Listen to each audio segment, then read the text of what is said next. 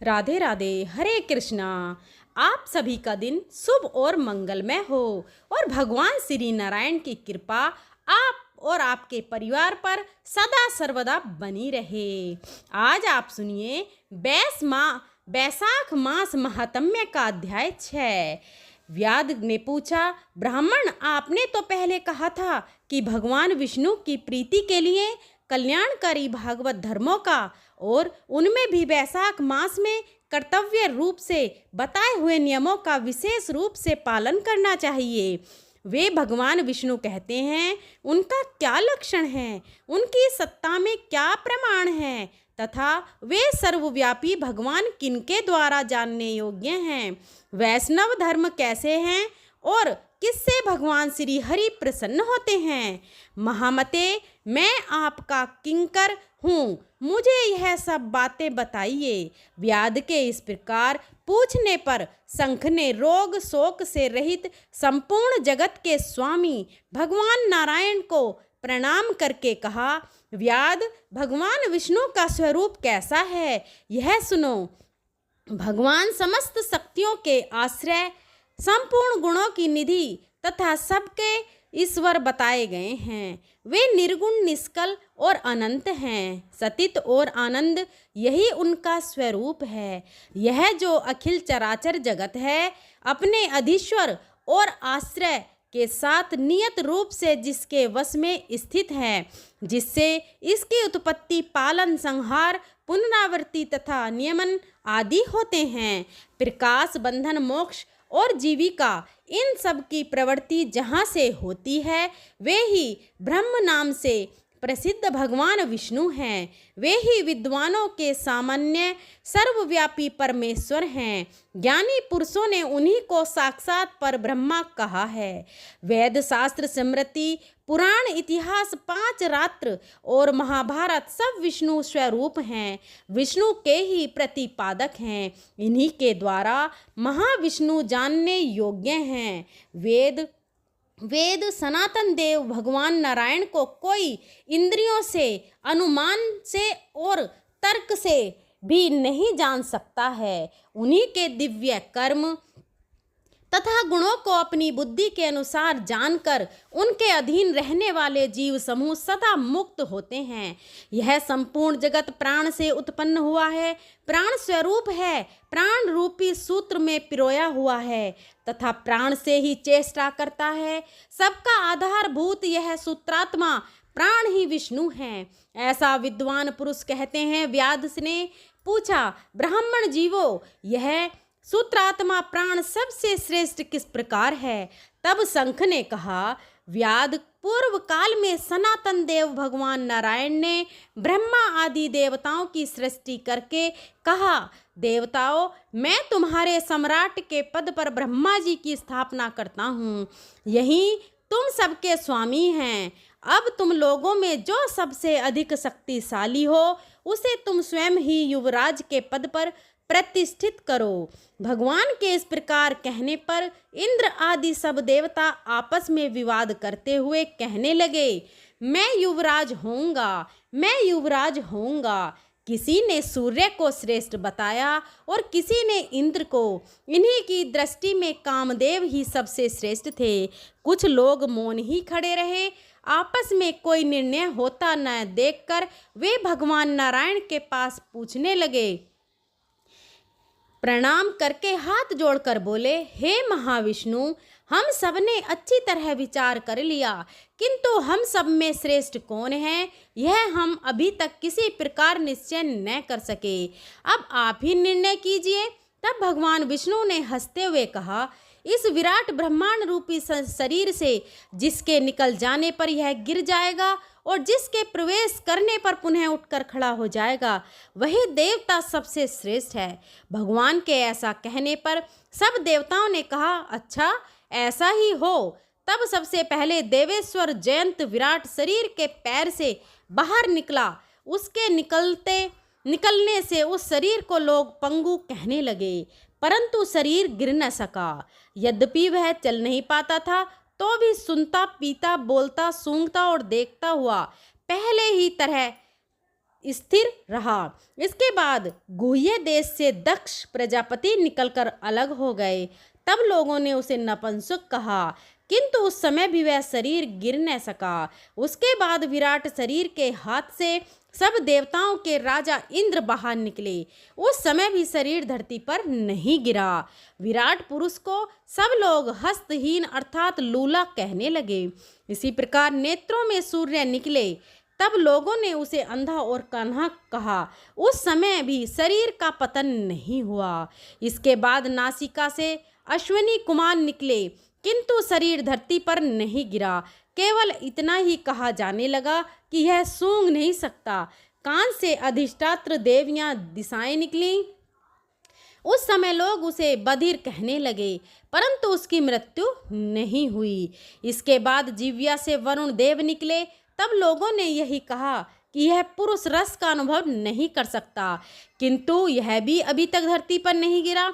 इसके बाद वाक इंद्र से उसके स्वामी अग्निदेव निकले। उस समय उसे गूंगा कहा गया, किंतु फिर भी शरीर नहीं गिरा।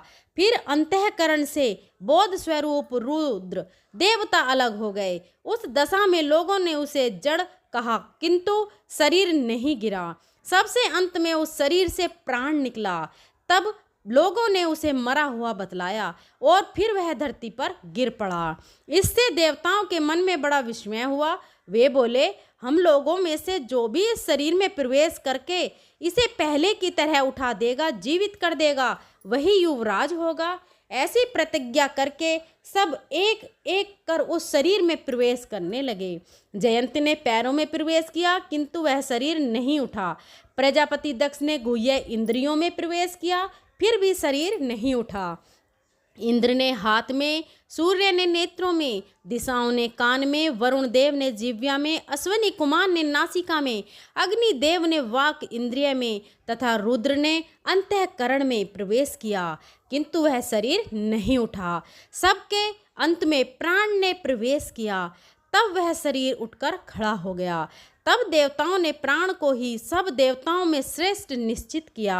बल, ज्ञान, धैर्य, वैराग्य और जीवन शक्ति में प्राण को ही सर्वाधिक मानकर देवताओं ने उसकी युवराज पद पर अभिषिक्त किया। इसलिए समस्त चराचर जगत प्राणात्मक है। जगदीश्वर प्राण अपने पूर्ण एवं बलशाली अंशों द्वारा सभी जगह व्याप्त है। प्राणहीन जगत का अस्तित्व नहीं है। प्राणहीन कोई भी वस्तु वृद्धि को नहीं प्राप्त होती। इस जगत में किसी भी प्राणहीन वस्तु की स्थिति नहीं है। इस कारण प्राण सब जीवों में श्रेष्ठ, सबका अंतरात्मा और सर्वाधिक बलशाली सिद्ध हुआ।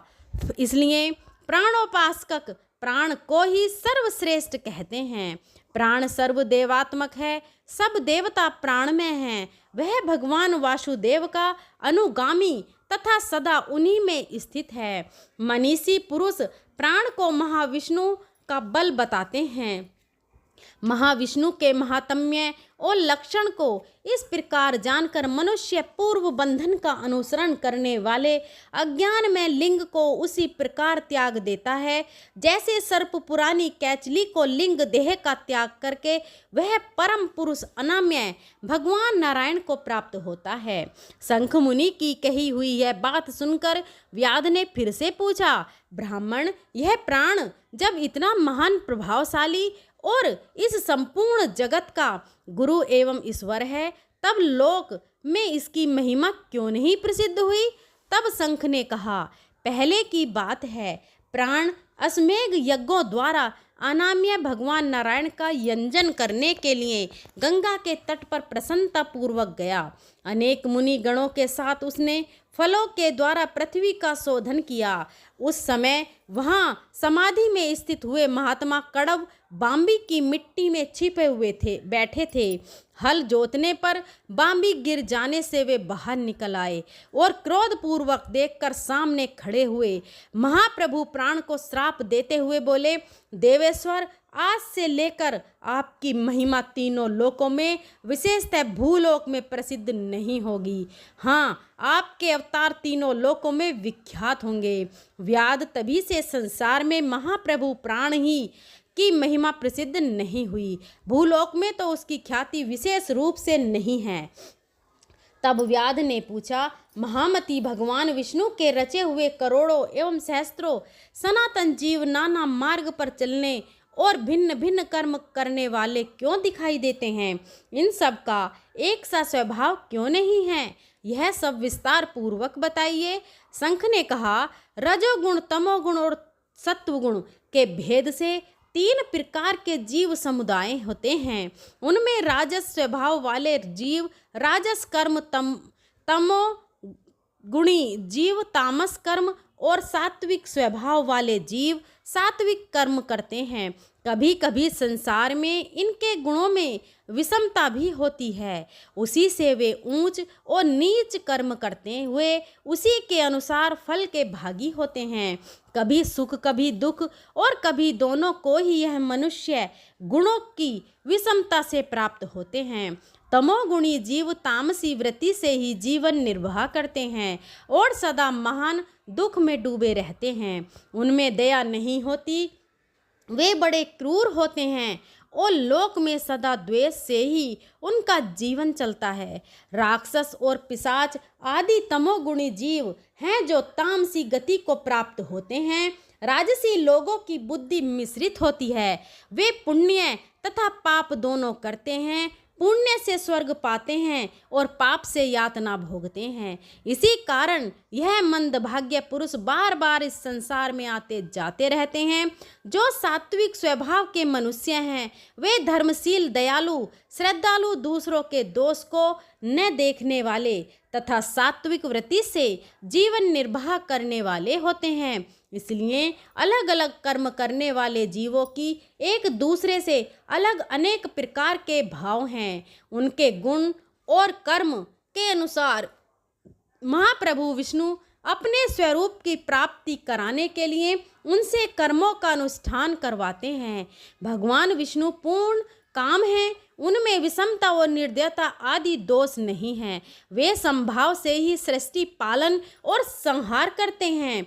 जब सब जीव अपने गुण से ही कर्म फल के भागी होते हैं, जैसे माली बगीचे में लगे हुए सब वृक्षों को समान रूप से सींचता है और एक ही कुएं के जल से सभी वृक्ष पलते हैं और वे अलग अलग स्वभाव को प्राप्त होते हैं। बगीचा लगाने वाले में किसी प्रकार विषमता और निर्दयता का दोष नहीं होता। देवादिदेव भगवान विष्णु का एक निमेष ब्रह्मा जी के एक कल्प के समान माना गया है। ब्रह्म कल्प के अंत में देवादिदेव शिरोमणि भगवान विष्णु का उन्मेष होता है, अर्थात वे आँख खोलकर देखते हैं। जब तक निमेष रहता है तब तक प्रलय है। निमेष के अंत में भगवान अपने उदर में स्थिर संपूर्ण लोकों की सृष्टि करने की इच्छा करते हैं। अब व्यास ने पूछा, मुनि, भागवत धर्म कौन कौन से हैं और किन के द्वारा भगवान विष्णु प्रसन्न होते हैं? शंख ने कहा, जिससे अंतःकरण की शुद्धि होती है, जो साधु पुरुषों का उपकार करने वाला है और जिसकी किसी ने भी निंदा नहीं की है, उसे तुम सात्विक धर्म समझो। वेदों और स्मृतियों में बताए हुए धर्म का यदि निष्काम भाव से पालन किया जाए तथा वह लोक से विरुद्ध ना हो तो उसे भी सात्विक धर्म जानना चाहिए। वर्ण और आश्रम विभाग के अनुसार जो चार प्रकार के धर्म हैं, वे सभी नित्य, नैमित्तिक और काम्य भेद से 3 प्रकार के माने गए हैं। वे सभी अपने वर्ण और आश्रम के धर्म जब भगवान विष्णु को समर्पित कर दिए जाते हैं तब उन्हें सात्विक धर्म जानना चाहिए। वे सात्विक धर्म ही मंगल में भगवान धर्म हैं। अन्य देवताओं की प्रीति के लिए सकाम भाव से किए जाने वाले धर्म राजस माने गए हैं। यक्ष, राक्षस, पिशाच आदि के उद्देश्य से किए जाने वाले लोक निष्ठुर, हिंसात्मक, निंदित कर्मों के तामस धर्म कहा गया है। जो सत्वगुण में स्थिर स्थित होकर भगवान विष्णु को प्रसन्न करने वाले शुभ कारक सात्विक धर्मों का सदा निष्काम भाव से अनुष्ठान करते हैं, वे भागवत विष्णु भक्त माने गए हैं। जिनका मन सदा भगवान विष्णु में लगा रहता है, जिनकी जीवा पर भगवान का नाम है और जिनके हृदय में भगवान के चरण विराजमान हैं, वे भागवत कहे गए हैं। भगवान विष्णु ने क्षीर सागर में सबके हित की कामना से भगवती लक्ष्मी जी की दही से निकाले हुए मक्खन की भांति सब शास्त्रों के सारभूत वैशाख धर्म का उपदेश किया है। जो दंभ रहित होकर वैशाख मास के व्रत का अनुष्ठान करता है, वह सब पापों से रहित होकर सूर्य मंडल को भेद कर भगवान विष्णु के योगी दुर्लभ परम धाम में जाता है। इस प्रकार द्विज श्रेष्ठ संघ के द्वारा भगवान विष्णु के प्रिय वैशाख मास के धर्मों का वर्णन होते समय वह 5 शाखाओं वाला वट वृक्ष तुरंत ही धरती पर गिर पड़ा। उसके खोखले में एक विकराल अजगर रहता था। वह भी पाप योनि में शरीर को त्याग कर उसी समय दिव्य स्वरूप होकर मस्तक झुकाए शंख के सामने हाथ जोड़कर खड़ा हो गया। ऋतुदेव कहते हैं, इसके बाद व्यास सहित शंख मुनि ने विस्मित होकर पूछा, तुम कौन हो और तुम्हें यह दशा कैसे प्राप्त हुई थी? तब सर्प ने कहा, पूर्व जन्म में मैं प्रयाग का एक ब्राह्मण था। मेरे पिता का नाम कुशी मुनि और मेरा नाम रोचन था। मैं धनार्ध अनेक पुत्रों का पिता और सदैव अभिमान से दूषित था। बैठे बैठे बहुत बकवास किया करता था। बैठना, सोना, नींद लेना, जुआ खेलना, लोगों की बातें करना और सुध लेना, यही मेरा व्यापार थे। मैं लोक निंदा से डरकर नाम मात्र के लिए शुभ कर्म करता था। सो भी दंभ के साथ उन कर्मों में मेरी श्रद्धा नहीं थी। इस प्रकार मुझ दुष्ट और दुर्बुद्धि के कितने ही वर्ष बीत गए। इसके बाद इसी वैशाख मास में जयंत नामक ब्राह्मण प्रयाग क्षेत्र में निवास करने वाले पुण्य आत्मा द्विजों को वैशाख मास के धर्म सुनाने लगे। स्त्री पुत्र, क्षत्रिय, वैश्य और शूद्र सहस्त्रों श्रोता प्रातःकाल स्नान करके अविनाशी भगवान विष्णु की पूजा के बाद प्रतिदिन जयंत की कही हुई कथा सुनते थे। वे सभी पवित्र एवं मौन होकर उस भगवत कथा में अनुरक्त रहते थे। एक दिन मैं भी कौतूहलवश देखने की इच्छा से श्रोताओं की उस मंडली में जा बैठा। मेरे मस्तक पर पगड़ी बंधी थी, इसलिए मैंने नमस्कार तक नहीं किया और संसारी वार्तालाप में अनुरक्त होकर कथा में विघ्न डालने लगा। कभी मैं कपड़े फैलाता, कभी किसी की निंदा करता और कभी जोर से हंस पड़ता था। जब तक कथा समाप्त हुई तब तक मैंने इसी प्रकार समय बिताया। इसके बाद दूसरे दिन सन्नानिपात रोग से मेरी मृत्यु हो गई। मैं तपाए हुए शीशे के जल से भरे हुए हलाहल नरक में डाल दिया गया और 14 मनवंतरों तक यहाँ यातना भोगता रहा। उसके बाद 84 लाख योनियों में एक एक कर जन्म लेता और मरता हुआ मैं इस समय क्रूर तमोगुणी सर्प होकर इस वृक्ष के खोखले में निवास करता था। मुनि सौभाग्यवश आपके मुखरा अरविंद से निकली हुई अमृत कथा को मैंने अपने दोनों नेत्रों से सुना, जिससे तत्काल मेरे सारे पाप नष्ट हो गए। मुनि श्रेष्ठ, मैं नहीं जानता कि आप किस जन्म के मेरे बंधु हैं, क्योंकि मैंने कभी किसी का उपकार नहीं किया है, तो भी मुझ पर आपकी कृपा हुई। जिनका मन समान है, जो सब प्राणियों पर दया करने वाले साधु पुरुष हैं, उनमें परोपकार की स्वाभाविक प्रवृत्ति होती है। उनकी कभी किसी के प्रति विपरीत बुद्धि नहीं होती। आज आप मुझ पर कृपा कीजिए, जिससे मेरी बुद्धि धर्म में लगे। देवादिदेव भगवान विष्णु की मुझे कभी विस्मृति न हो और साधु चरित्र वाले महापुरुषों का सदा ही संग प्राप्त हो।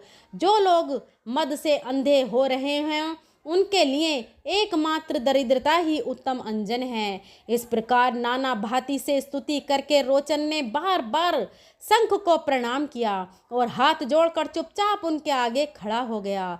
तब शंख कहने लगा, ब्राह्मण, तुमने बैसाख मास और भगवान विष्णु का महात्म्य सुना है। इससे उसी क्षण तुम्हारा सारा बंधन नष्ट हो गया। द्विज श्रेष्ठ, परिहास, भय, क्रोध, द्वेष, कामना अथवा इसने से भी एक बार भगवान विष्णु के पापाहारी नाम का उच्चारण करके बड़े भारी पापी भी रोग शोक रहित बैकुंठ धाम में चले जाते हैं। फिर जो श्रद्धा से युक्त होकर क्रोध और इंद्रियों को जीतकर सबके प्रति दया भाव रखते हुए भगवान की कथा सुनते हैं, वे उनके लोक में जाते हैं। इस विषय में तो कहना ही क्या है, कितने ही मनुष्य केवल भक्ति के बल से एकमात्र भगवान की कथा वार्ता में तत्पर होकर अन्य सब धर्मों का त्याग कर देने पर भी भगवान विष्णु के परम पद को पा लेते हैं। भक्ति से अथवा द्वेष आदि से भी जो कोई भगवान की भक्ति करते हैं, वे भी प्राण हरिणी पूतना की भांति परम पद को प्राप्त होते हैं। सदा महात्मा पुरुषों का संग और उन्हीं के विषय में वार्तालाप करना चाहिए। रचना शिथिल होने पर भी जिसके प्रत्येक श्लोक में भगवान के या सूचक नाम हैं, वही वाणी जन समुदाय की पाप राशि का नाश करने वाली होती है, क्योंकि साधु पुरुष उसी को सुनते, गाते और कहते हैं। जो भगवान किसी को से कष्ट साध्य सेवा नहीं चाहते, आसन आदि विशेष उपकरणों की इच्छा नहीं रखते तथा सुंदर रूप और जवानी नहीं चाहते, अपितु एक बार भी स्मरण कर लेने पर अपना परम प्रकाश में बैकुंठ धाम दे डाल लेते हैं, उन परम दयालु भगवान को छोड़कर मनुष्य किसकी शरण में जाए। उन्हें रोग शोक से रहित द्वारा चिंतन करने योग्य अव्यक्त दया निधान भक्त वत्सल भगवान नारायण की शरण में जाओ। महामती वैशाख मास में कहे हुए इन सब धर्मों का पालन करो, उससे प्रसन्न होकर भगवान जगन्नाथ तुम्हारा कल्याण करेंगे। ऐसा कहकर शंख मुनि व्याध की ओर देखकर चुप हो गए। तब उस दिव्य पुरुष ने पुनः इस प्रकार कहा, मुनि, मैं धन्य हूँ, आप जैसे दयालु महात्मा ने मुझ पर अनुग्रह किया है। मेरी कुत्सित योनि दूर हो गई और अब मैं परम गति को प्राप्त हो रहा हूँ। यह मेरे लिए सौभाग्य की बात है। इस प्रकार कहकर दिव्य पुरुष ने शंख मुनि की परिक्रमा की और उनकी आज्ञा लेकर वह दिव्य लोक को चला गया। इसके बाद संध्या हो गई। व्याध ने शंख को अपनी सेवा से संतुष्ट किया और उन्होंने साया काल की संध्या उपासना करके शेष रात्रि व्यतीत की।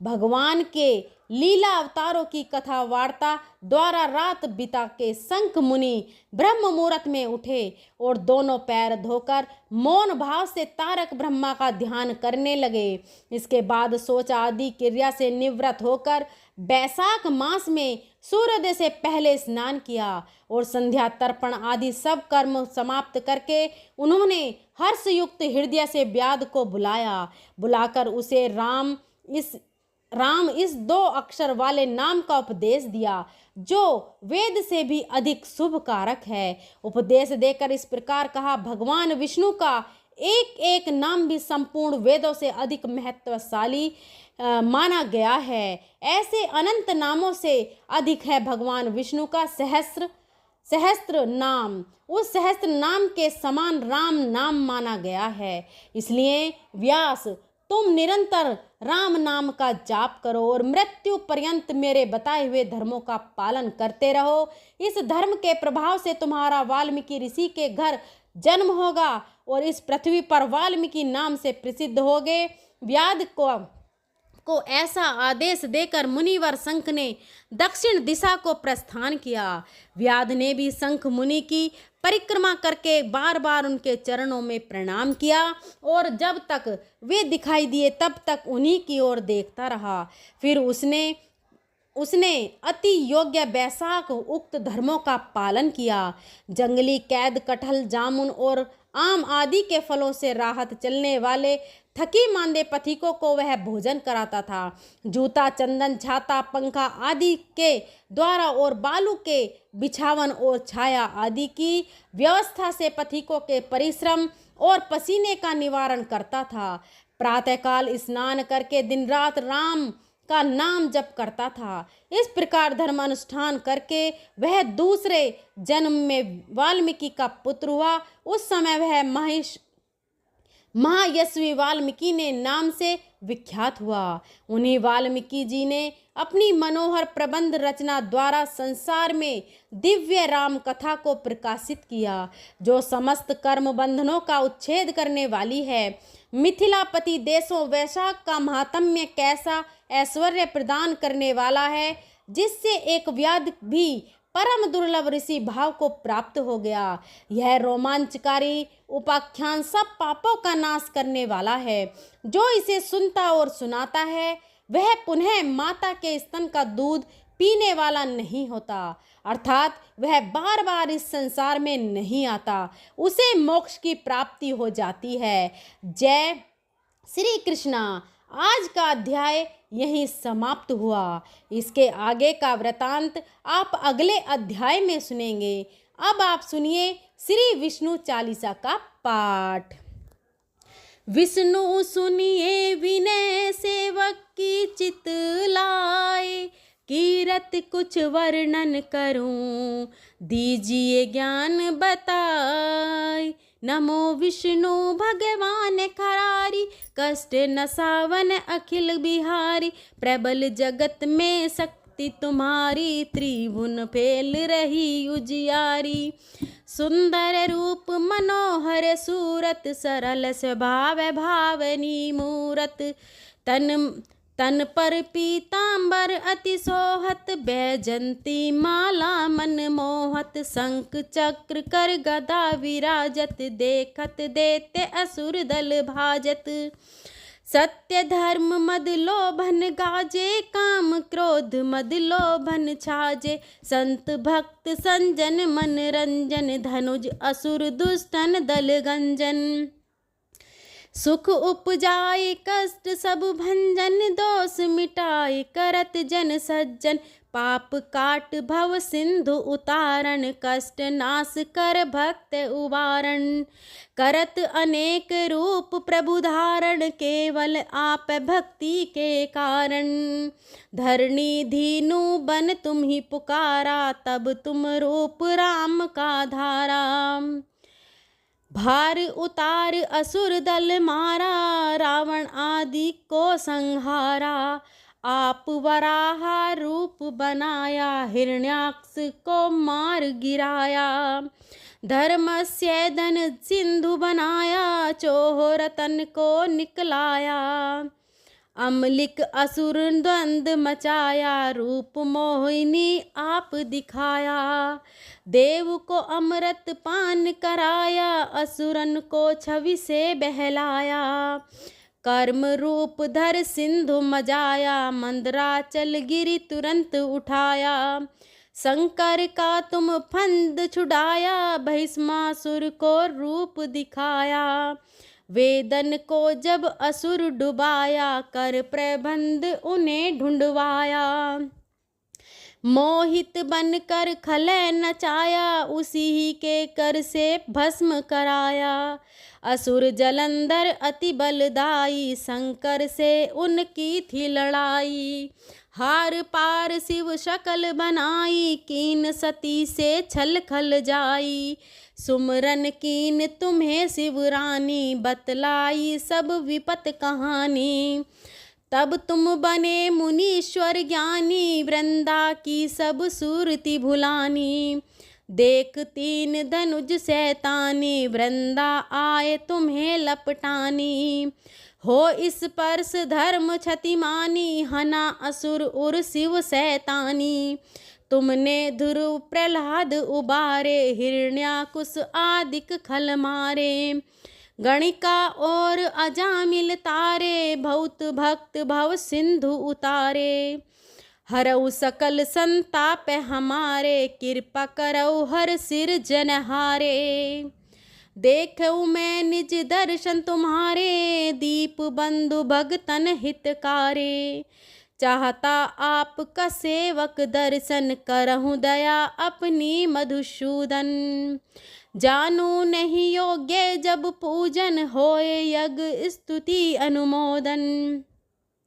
शील दया संतोष सुलक्षण विदित नहीं व्रत बोध विलक्षण। करहु आपका किसी विधि पूजन कुमति विलोक होत दुख भीषण। करहु प्रणाम कौन विधि सुमिरन कौन भांति में करहु समर्पण। सुर मुनि करत सदा शिव काई हर्षित रहत परम गति पाई। दीन दुखिन पर सदा सहाई निज जन जान लेव अपनाई। पाप दोष संताप नसाओ भव बंधन से मुक्त करायो। सुत संपत्ति दे सुख उपजायो निज चरणन का दास बनायो। निगम सदा ये विनय सुनावे पढ़े सुने सो जन सुख पावे। श्री विष्णु चालीसा समाप्त होता है। प्रेम से बोलिए भगवान विष्णु की जय, माता लक्ष्मी की जय। आपको आज की कथा कैसी लगी कमेंट में ज़रूर बताएं और भगवान विष्णु और माता लक्ष्मी का नाम कमेंट बॉक्स में ज़रूर लिखें। अगर वीडियो पसंद आई हो तो अपने फ्रेंड और फैमिली में शेयर करें। हमारे चैनल सुविचार विद काव्या को सब्सक्राइब करें, बेल आइकन को प्रेस करें ताकि आने वाली सभी वीडियो की नोटिफिकेशन आपको मिल सके। अगर मेरे बोलने में कोई त्रुटि हो तो मैं आपसे हाथ जोड़कर माफ़ी चाहती हूँ। मिलते हैं अगली वीडियो में, तब तक के लिए जय हो कृष्ण कन्हैया की, जय हो विष्णु भगवान की, जय हो लक्ष्मी मैया की। धन्यवाद।